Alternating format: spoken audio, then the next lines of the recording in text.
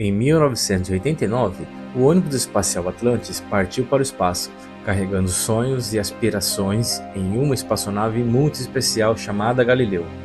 Mas vocês sabem de onde vem esse nome? Então prepare-se para uma viagem no tempo.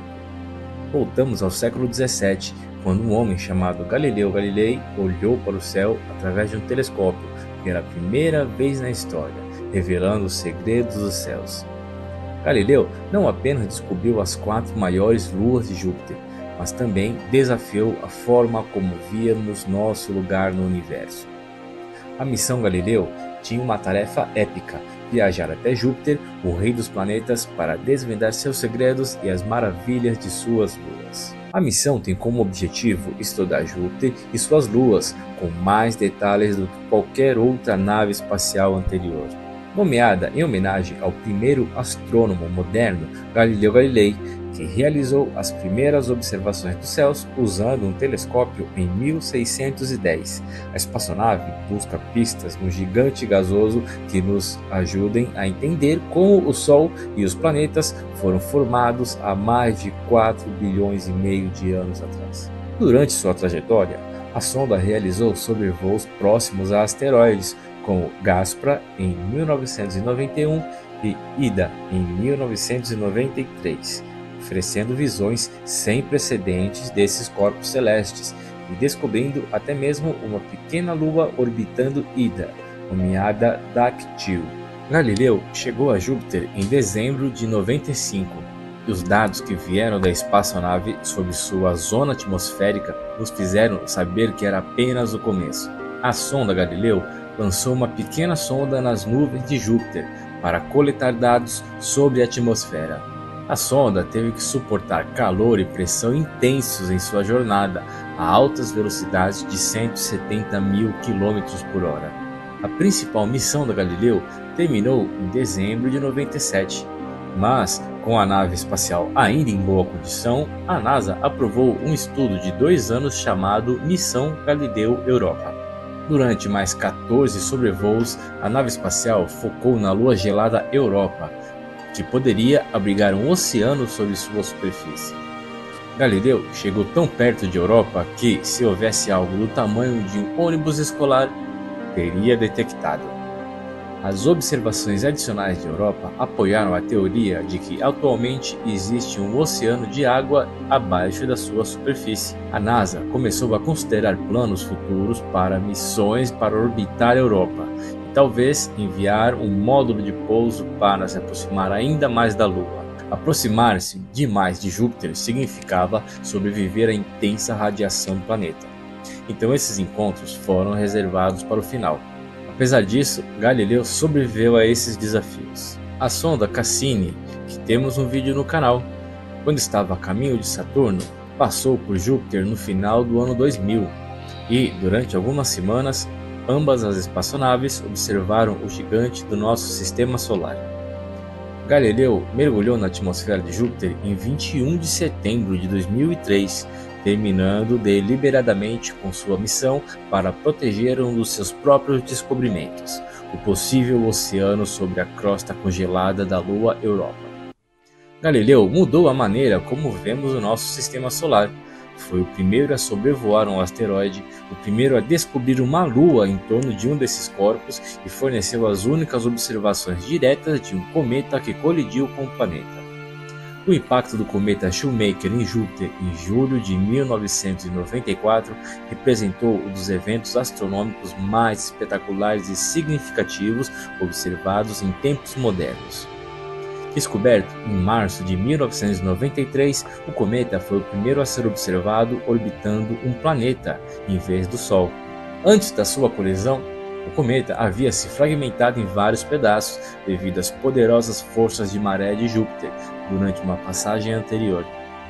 A colisão desses fragmentos com a atmosfera jupiteriana proporcionou uma oportunidade única para cientistas de todo o mundo observarem e estudarem os efeitos de tais impactos em grande escala, tanto no corpo celeste atingido quanto nos próprios fragmentos do cometa.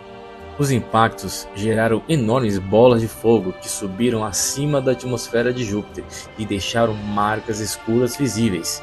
algumas das quais eram maiores do que o diâmetro da Terra na camada das nuvens do planeta.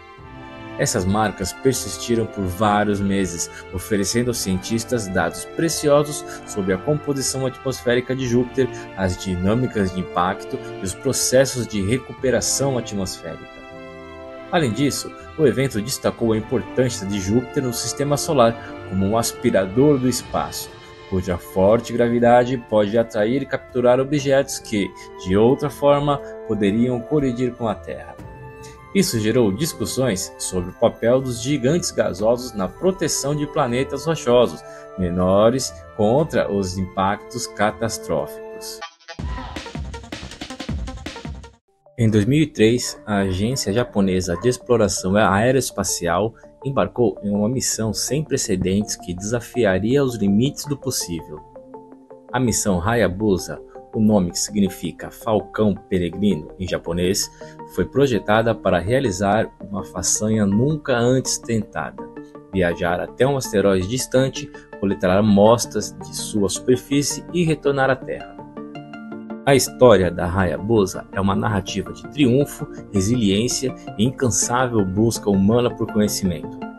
Prepare-se para embarcar nesta incrível jornada espacial e descobrir como uma pequena sonda japonesa capturou a imaginação de muitos e expandiu nossa compreensão do infinito universo. O destino escolhido para essa missão audaciosa foi o Otakama, um asteroide que orbita o Sol e oferece um vislumbre único dos blocos de construção primordiais do nosso sistema solar. Essa sonda, não maior que uma geladeira, foi equipada com a mais avançada tecnologia de sua época, destinada a desvendar segredos que poderiam reescrever o que sabemos sobre a formação do nosso sistema solar e, possivelmente, sobre as origens da vida em nosso planeta. A viagem da Hayabusa até o Itokawa e sua volta marcaria uma série de primeiras vezes na história da exploração espacial, testando a engenhosidade e a perseverança dos envolvidos. Iniciado com o lançamento em maio de 2003, a sonda foi projetada para alcançar o asteroide Itokawa, coletar amostras de sua superfície e retornar à Terra. Cada etapa da missão estava repleta de desafios técnicos e obstáculos imprevistos que mantiveram cientistas e entusiastas do espaço em todo o mundo na beira de suas cadeiras. Após uma viagem de mais de 2 anos pelo espaço, a Hayabusa chegou à proximidade de Itokawa em setembro de 2005. A sonda entrou em órbita ao redor do asteroide, realizando uma série de manobras complicadas para se aproximar e estudar sua superfície. Em novembro de 2005, a Hayabusa conseguiu pousar no Itokawa, um marco notável, apesar de enfrentar desafios significativos, incluindo falhas nos motores de propulsão e na comunicação com a Terra. Esses desafios não impediram a missão. A sonda realizou o pouso e conseguiu coletar amostras, embora inicialmente houvesse incertezas sobre a quantidade de material coletado, devido a um mau funcionamento do mecanismo de disparo do projétil destinado a agitar o material da superfície do asteroide. Em junho de 2010, após superar mais obstáculos técnicos e realizar uma jornada de 7 anos em volta do nosso planeta, a Hayabusa concluiu sua missão de retorno, pousando com sucesso na região de Woomera, na Austrália. As amostras recuperadas, embora menores do que o esperado, representaram um triunfo monumental, sendo as primeiras amostras de material de asteroide trazidas de volta à Terra para análise. As descobertas dessas amostras proporcionaram insights sem precedentes sobre a natureza dos asteroides e seu papel na formação dos planetas e na química prebiótica essencial para a origem da vida. O legado da missão Hayabusa é duradouro, não apenas pela sua contribuição direta para a ciência planetária, mas também como um testemunho da persistência humana diante de adversidades técnicas. Ela pavimentou o caminho para missões subsequentes, como a Hayabusa 2, lançada em 2014 para estudar o asteroide Ryugu, e inspirou uma geração de missões destinadas a explorar e coletar amostras de corpos celestes, expandindo nossa compreensão do universo. faixa do Sol variam de acordo com a camada. O núcleo solar é a camada mais quente. Dentro do núcleo, as temperaturas não ficam abaixo de 15 milhões de graus Celsius. À medida que se aproxima da superfície de plasma do Sol, as temperaturas caem. Na fotosfera, a temperatura já diminui para cerca de 5.900 graus Celsius. Em algumas áreas mais escuras, chamadas pelos astrônomos de manchas solares, a temperatura é ainda mais baixa, em torno de cerca de 3.500 graus Celsius. No entanto, a maior surpresa está na coroa. As temperaturas tendem a subir novamente nessa camada, chegando a 2 milhões de graus Celsius na coroa mais externa do Sol. Estudos científicos ainda analisam como a energia se move do interior do Sol para criar calor na atmosfera, e a PSP tem uma grande importância nessa pesquisa. Na Terra, experimentamos ejeções de massa coronal. Esses eventos poderosos lançam enormes massas de plasma pelo espaço, movendo-se a velocidades de 100 a 3.000 km por segundo. Muitos desses eventos não encontram nosso planeta, mas quando encontram, torcem e esticam o campo magnético da Terra. Os resultados podem variar de belas exibições da aurora boreal a interrupções nas comunicações e na rede elétrica. A PSP foi lançada em agosto de 2018 e em outubro do mesmo ano a espaçonave se tornou o objeto artificial mais próximo do Sol. O recorde anterior, 42 milhões de quilômetros do centro do Sol, foi estabelecido pela espaçonave Hélios 2 em abril de 1976. O conceito da Parker Solar Probe tem origem no relatório de 1958 no Conselho de Ciências Espaciais da Academia Nacional de Ciências, que propôs várias missões espaciais, incluindo uma sonda solar para passar dentro da órbita de Mercúrio com o fim de estudar as partículas e campos nas proximidades do Sol. A Parker Solar Probe é a primeira espaçonave a voar para a baixa coroa solar, para avaliar a estrutura e dinâmica do plasma coronal e do campo magnético do Sol, o fluxo de energia que aquece a coroa solar e impulsiona o vento solar, bem como os mecanismos que aceleram as partículas energéticas. Os sistemas da espaçonave e os instrumentos científicos estão localizados na porção central da sombra do escudo, onde a radiação direta do Sol é totalmente bloqueada. Se o escudo não estivesse entre a espaçonave e o Sol, a sonda seria danificada e se tornaria inoperante em minutos. Como a comunicação por rádio com a Terra leva cerca de 8 minutos, a Parker Solar Probe terá que agir de uma forma autônoma e rápida para se proteger. Isso será feito usando 4 sensores de luz para detectar os primeiros vestígios de luz solar direta vindos dos limites do escudo, envolvendo movimentos das rotas de reação, para reposicionar a espaçonave dentro da sombra novamente. De acordo com o cientista do projeto, a equipe a descreve como a espaçonave mais autônoma que já voou. A trajetória da espaçonave inclui 7 sobrevoos sobre Vênus ao longo de quase 7 anos para diminuir gradualmente sua órbita elíptica ao redor do Sol, tendo planejado um total de 24 órbitas.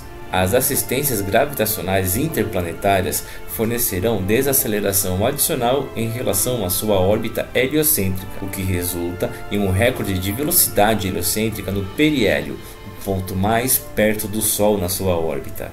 À medida que a sonda passa em torno do Sol, atinge uma velocidade de até 200 km por segundo, o que torna o objeto mais rápido feito pelo homem, quase 3 vezes mais rápido que o recordista anterior, também a sonda Hélios 2. Em setembro de 2023, a espaçonave viajou a 176,5 km por segundo, rápido o suficiente para voar de Nova York a Tóquio em pouco mais de 1 minuto. Em novembro de 2018, a Parker observou seus primeiros zigue-zagues magnéticos, reversões repentinas no campo magnético do vento solar. A Parker descobriu também evidências de uma zona livre de poeira cósmica de 5,6 bilhões de quilômetros de raio do Sol, devido à vaporização de partículas de poeira cósmica pela radiação solar. É como se fosse uma zona de calmaria entre zonas turbulentas, como olho de furacão, onde os ventos se acalmam no seu centro. Em abril de 2021, durante seu 8º sobrevoo pelo Sol, a Parker Solar Probe encontrou condições magnéticas e de partículas específicas a 7 milhões de quilômetros de distância do centro da nossa estrela mais querida. Esse evento foi descrito pela NASA como tocar o Sol. Uma curiosidade: em setembro de 2022, a primeira descoberta de um cometa foi feita em imagens da Parker Solar Probe. O cometa é denominado PSP-001 e foi encontrado por Peter Barry, que participa do projeto Sungrazer, um projeto que caça cometas no sistema solar. O PSP-001 foi descoberto em imagens de maio de 2022, parte da 12ª aproximação da espaçonave ao Sol. A OSIRIS-REx é uma missão de ciência planetária, a terceira selecionada no programa New Frontiers, depois das sondas Juno e New Horizons, que temos vídeos delas aqui no canal. O lançamento da OSIRIS-REx ocorreu em setembro de 2016. Ela sobrevoou a Terra em 22 de setembro de 2017 e atingiu a proximidade do asteroide Bennu em dezembro de 2018. Um dos aspectos mais interessantes sobre esta missão é o fato de que a OSIRIS-REx está orbitando Bennu, que tem apenas 500 metros de largura. Um objeto desse tamanho quase não tem gravidade, o que explica que uma órbita em Bennu leva 62 horas a uma altitude de quase 2 km. No entanto, orbitar Bennu foi necessário para mapear sua superfície com precisão. Esse exame detalhado buscava encontrar o melhor local de pouso para o OSIRIS-REx, que na verdade é uma missão de retorno de amostras. Os cientistas tinham como objetivo recuperar cerca de 60 gramas de amostras da superfície de Bennu e devolvê-la à Terra em perfeitas condições. Uma amostra diretamente de um asteroide, protegida em uma caixa livre de contaminação, pode dar uma visão muito maior da natureza dos asteroides do que qualquer coisa que já observamos antes. Com essa amostra, os cientistas serão capazes de pesquisar compostos orgânicos como aminoácidos, materiais hidratados como argilas e outras substâncias que de certa forma seriam difíceis de... Os painéis solares foram arrumados numa configuração de Y-wing para minimizar a chance de acumulação de poeira durante o contato e dar mais clareza da superfície caso a espaçonave gire durante o contato. A descida foi bem lenta para minimizar a utilização dos propulsores e priorizar o contato em ordem de reduzir a contaminação da superfície do asteroide pelo propelente de hidrazina não utilizado. O contato com a superfície de Bennu foi detectado usando acelerômetros e a força de impacto foi amenizada por uma mola no braço da sonda. Quando ocorreu o contato na superfície, uma explosão de nitrogênio foi lançada, com um estouro de partículas de regolito menores que 2 centímetros na cabeça do coletor de amostras, localizada no fim do braço robótico. Um tempo de 5 segundos foi necessário como duração para a coleta e mitigar a chance de colisão. Depois do tempo acabar, foi iniciada a manobra de retorno para uma saída segura do asteroide. Após realizada a amostragem, a Sample Return Capsule foi aberta para guardar a cabeça da amostragem. O braço foi retraído na configuração de lançamento e o SRC foi fechado e lacrado para retorno à Terra. Em maio de 2023, a espaçonave disparou os motores principais e a potência máxima por 7 minutos. Essa aceleração mandou a espaçonave a quase 1000 km por hora. Quando a OSIRIS-REx deixou Bennu em maio de 2021 com uma amostra a bordo, ele tinha 1/4 do seu combustível sobrando e seus instrumentos estavam em ótimas condições. Assim, em vez de desligar a espaçonave depois do que ela entregou sua amostra, a equipe da NASA propôs enviá-la a uma missão bônus para o asteroide Apophis. Espera-se que o asteroide passe pela Terra a 13 de abril de 2029, cerca de 32 mil quilômetros. Isso é mais perto do que alguns satélites feitos pelo homem. Essa proximidade vai permitir a observação detalhada do asteroide, que mede aproximadamente 370 metros de diâmetro. A esperança dos cientistas é que a sonda consiga alcançar o asteroide nesse período. Apophis é o deus egípcio do caos e da destruição. Viajando a quase 27 mil km por hora, o asteroide foi descoberto em 2004 e assustou os cientistas. A princípio, ele foi apontado como uma das rochas mais perigosas que poderiam impactar a Terra, mas depois de estudos, descobriu-se que o asteroide não vai colidir com o planeta por pelo menos 100 anos. Agora, sob o nome OSIRIS-APEX, a espaçonave se prepara para voar a cerca de 74,8 milhões de quilômetros do Sol, na órbita de Vênus e muito mais próximo da estrela do que foi construída para operar. Para evitar que o excesso de radiação afete a sonda, a equipe de pesquisadores por trás da missão irá reposicionar um de seus painéis solares para que ele forneça sombra aos instrumentos mais sensíveis. O outro continuará sendo mantido em direção ao Sol para captar a energia para a missão. Se a missão ocorrer conforme o planejado, a sonda irá se aproximar do Apophis no mesmo momento em que a rocha passar a cerca de 32 mil quilômetros de distância da Terra. O mais próximo foi um objeto com quase 400 metros já chegou do nosso planeta. Quando a OSIRIS-APEX fizer sua aproximação com a rocha, ela irá disparar seus propulsores para levantar rochas e poeiras soltas na superfície do asteroide. A análise desse material irá fornecer aos cientistas uma oportunidade de analisar a estrutura e composição química do asteroide. Até lá, a sonda não irá se comunicar com a Terra, exceto pelos seus sistemas críticos. Quando ela se encontrar mais distante do Sol, em março de 2024, seus instrumentos deverão ser ligados e testados. A Messenger foi a primeira espaçonave a orbitar Mercúrio. Seu objetivo principal era estudar a geologia, o campo magnético e a composição química do planeta. Foi a primeira missão a passar por Mercúrio desde a passagem da Mariner 10, há mais de 30 anos atrás. Mercúrio, o menor planeta do Sistema Solar, que é super atingido pelo calor, pela radiação e pelos ventos solares. As suas temperaturas variam de 430 graus centígrados na parte ensolarada e menos 180 graus na parte da sombra.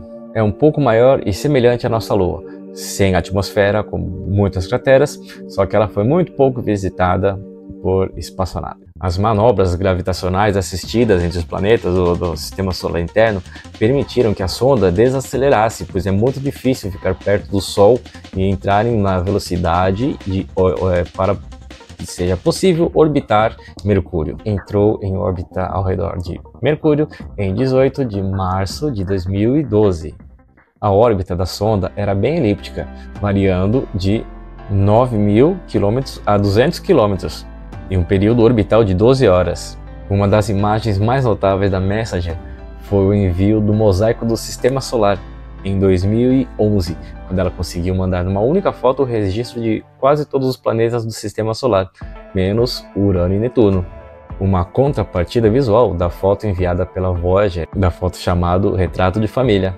Falamos dessa missão Voyager em um outro vídeo, tá aqui o card e o link na descrição. A sonda completou um ano da sua missão inicial em março de 2012 e tinha tirado incríveis 100.000 fotos do planeta. Uma das descobertas era o deslocamento do seu campo magnético para o norte do planeta, em relação ao Equador, ou a parte central, bem como a descoberta de água em Mercúrio. Nessa altura, o sistema de imagem da sonda já tinha mapeado o planeta inteiro. Foi também nessa missão estendida que a sonda encontrou evidência de água nos polos do planeta, congelada em locais que nunca vêm a luz solar. É um fato possível porque a inclinação do eixo do planeta em relação ao Sol é praticamente zero. Em setembro daquele mesmo ano, após o 10º aniversário da Messenger, a sonda estava com uma órbita que passava por meros 25 km do planeta. E, como esperado, em 30 de abril de 2015, a sonda ficou sem combustível e caiu na superfície do planeta Mercúrio. A Messenger circulou Mercúrio mais de 4.000 vezes, trazendo muitas informações e imagens que antes eram inacessíveis para nós. Os cientistas aguardam também ansiosamente a chegada da sonda Bepi Colombo, que deve chegar lá em 2025.